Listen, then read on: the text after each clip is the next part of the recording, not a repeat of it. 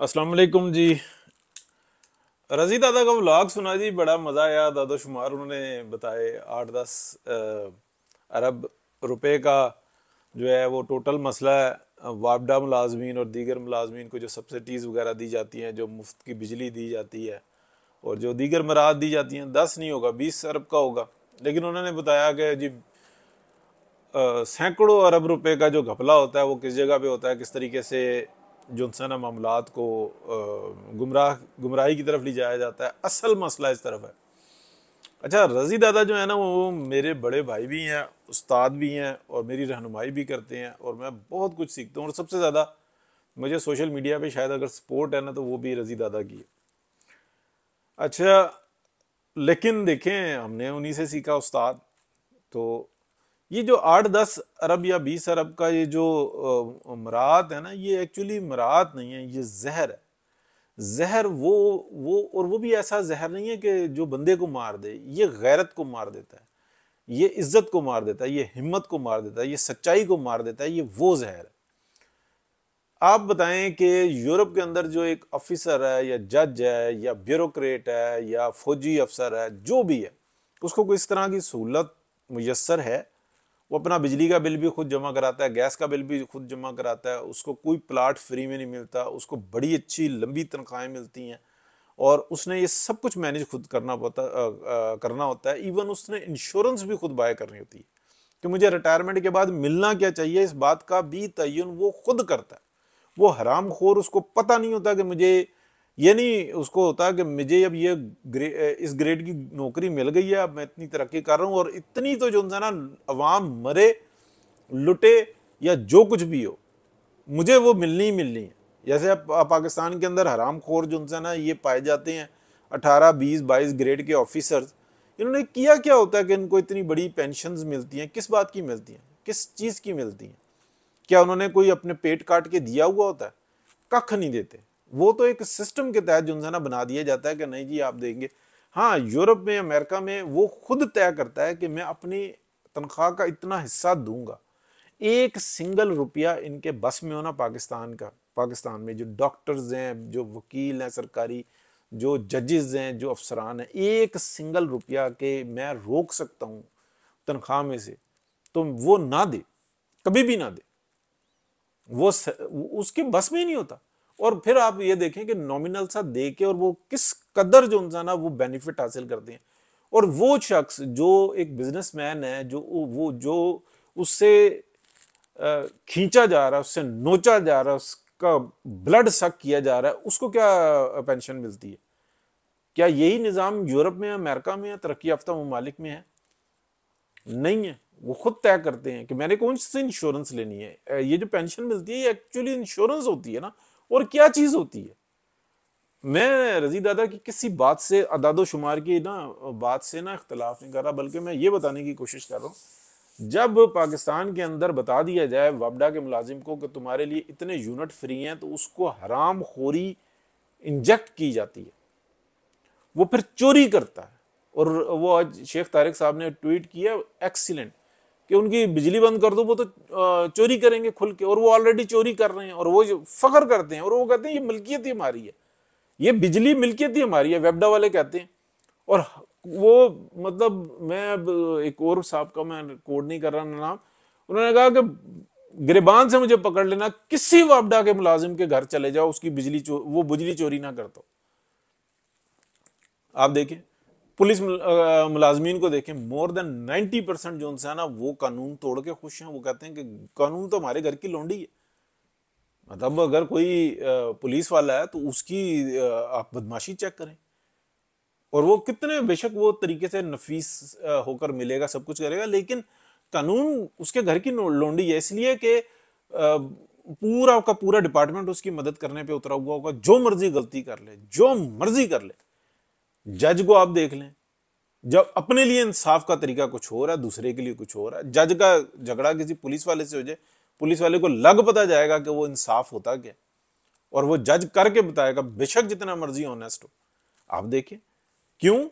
क्योंकि जज को एक प्लाट मिलना है, जज को मराहत मिल रही है, जज के जो लुकमा उतर रहा है ना वो सब्सिडीज का उतर रहा है, वो इस चीज़ों का उतर रहा है। उसको क्या पता बिल क्या चीज़ होती है, उसको क्या पता कि किराए का घर क्या होता है, उसको क्या पता कि घर किस मुश्किल से बनाया जाता है। नहीं पता ना। ये 8-10 अरब रुपए का जो जहर दिया जाता है ना, ये पहले गैरत, उसकी हिम्मत, उसकी सच्चाई, उसकी हुर्मत लेके उड़ जाता है। फिर उसके बाद आप उससे आप ये समझें कि वो इंसाफ करेगा, कोई अपने काम का हक अदा करेगा, मुमकिन नहीं।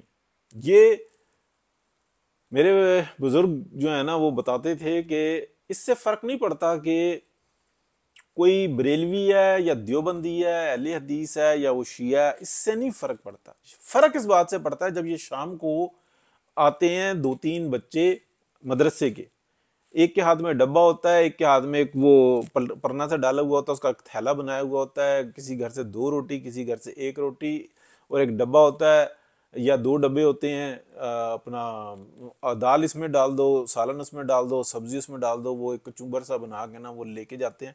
हर गली के अंदर 2-2 3-3 बच्चे घूमते हैं हर मदरसे के, और वो जनाब वो जाते हुए जिनसे लेके जाते हैं, वो कहते हैं गैरत इनकी मर चुकी होती है। ये क्या कुरान पाक का और हदीस का जो उनसे ना ये इल्म हासिल करेंगे, भीख मांग मांग के तो ये इनको रोटी खिलाई जाती है। किस लिए यहाँ पे ये मदरसे बनाए हैं, किस लिए? मदरसों का भी तरीक़ाकार होना चाहिए, मतलब उसकी जिसकी चंदों पे जो इंसान पढ़ाई हो रही हो और उसको शुरू से भीख मांगना सिखाई जा रही हो, वो कैसे एक ऐसा सच्चा और खरा और ऐसा आलिम हो सकता है जो बताए कि ये इंसाफ का तरीका है, ये हदीस बोलती है, ये कुरान पाक बोलता है? कुछ नहीं हो सकता। उनकी ये कहना था और मैं उस इत्तफाक करता हूँ, वो दुरुस्त कहते थे। आज क्यों है पाकिस्तान के अंदर ऐसा जवाल? इसी तरीके से आप देख लें, मतलब जो सहाफ़ी है उसको प्लाट मिल रहे हैं, जो दीगर लोग हैं उनको प्लाट मिल रहे हैं। क्यों मिल रहे हैं? किसी को नहीं मिलना चाहिए।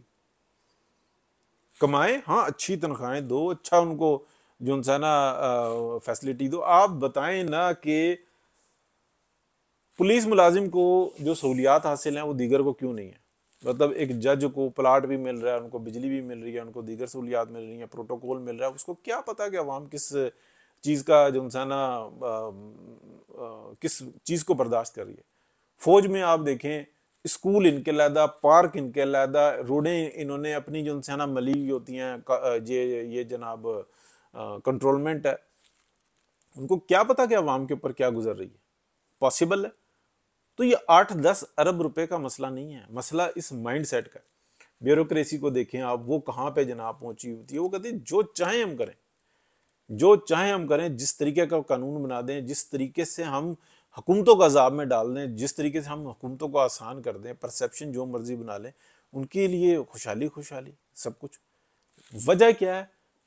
ना उसने बिल देना है, ना उनके लिए जो इंसान प्लाट का मसला है, कुछ उन्होंने करना नहीं है। बस एक सिस्टम के अंदर घुसना है, और वो सिस्टम है बेहिसी का।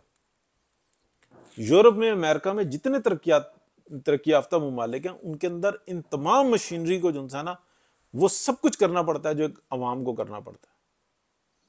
तो मसला जो है ना, रजी दादा बिल्कुल सही कह रहे थे अदादो शुमार की वजह से। लेकिन जो यहां पर आ गया ना कि बेहिसी जिन लोगों ने वो कहते हैं ना टैक्सेशन नॉट विदाउट रिप्रेजेंटेशन, ठीक है, जिन लोगों ने टैक्स लगाना है उन लोगों को पता ही नहीं है कि लोगों के मसाइल क्या हैं, वो कैसे जो इंसान हक की बात करेंगे। उसको पता ही नहीं आलू प्याज का रेट क्या। अभी मैं कुछ एक मिसाल मेरे मतलब जबान पे आ गई, मैंने रोक ली, दिल में आ गई, मैंने रोक ली, इसलिए कि मेरे ऊपर तो फतवा लग जाएगा।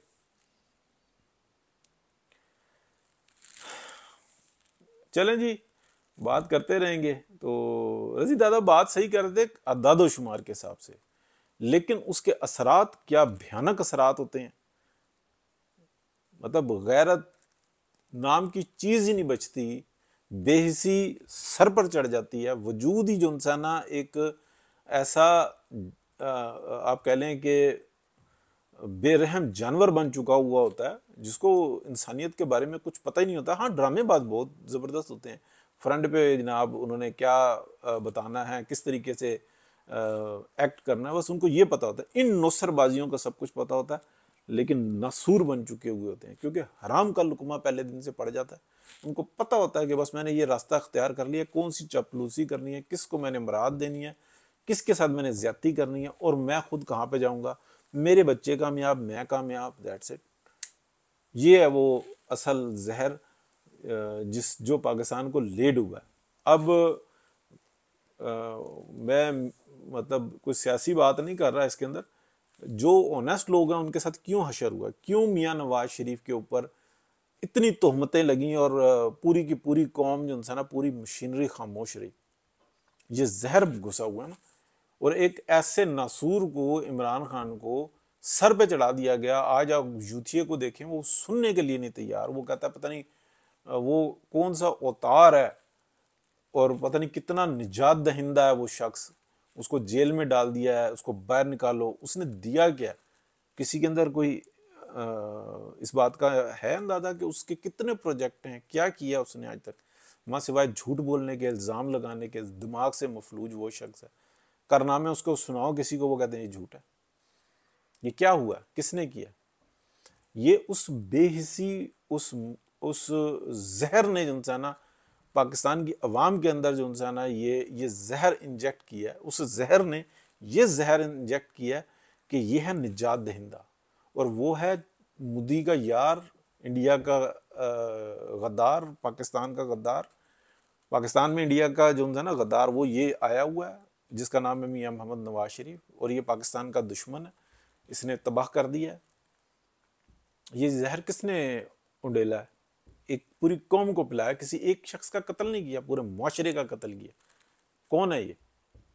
तो सच्चाई है। रजी दादा अदादो शुमार के हिसाब से बात कर रहे थे, मेरे उस्ताद हैं, और लेकिन जो चीज़ है वो सामने नजर आ रही है। उन्होंने ही बताया कि हक और सच की बात करनी चाहिए। उसका एक पहलू तो बिल्कुल दुरुस्त है, लेकिन दूसरे पहलू में देखें, जब तक उस क्लर्क को ये नहीं पता होगा, क्लर्क को यही पता होता है ना कि मैंने यहाँ पे टाइम पास करना है, फिर मेरी पेंशन शुरू हो जाएगी। लाइनें लगाए जो वक्त पे काम होने का फायदा क्या, उसको नहीं पता।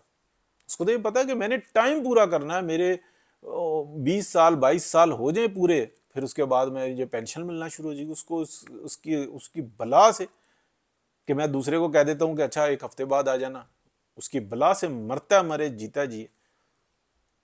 इसलिए कि उसको पता है मुझे पेंशन मिल जाएगी, मेरी तनख्वाह नहीं रुकेगी, मेरी नौकरी पक्की है, नौकरी पक्की है। अच्छा जी, हालांकि देखें नताइज क्या होते। इसलिए कि हरामखोरी। आप मुझे बताएं पूरे यूरोप में, अमेरिका में, कि जहां पर नौकरी पक्की होती हो, मतलब पक्की नौकरी, अल्लाह रहम करे, कोई पक्का कारोबार होता है? सारी सारी जिंदगी का, नस्लों का बनाया हुआ कारोबार एक दो गलत डिसीजन पे उजड़ जाता है। किसी का पक्का कारोबार हुआ है? यहाँ पे वो एक जो कबाब बोलते हैं, पिज़्ज़ा शीज़ा ये लगा लेते हैं, जो अपना फास्ट फूड का। 1 हफ्ता काम गलत करो, सारी जिंदगी की कमाई उजड़ जाती है। कोई है पूछने वाला? पक्की नौकरी। ठीक है जी, बहुत शुक्रिया। अल्लाह हाफिज़।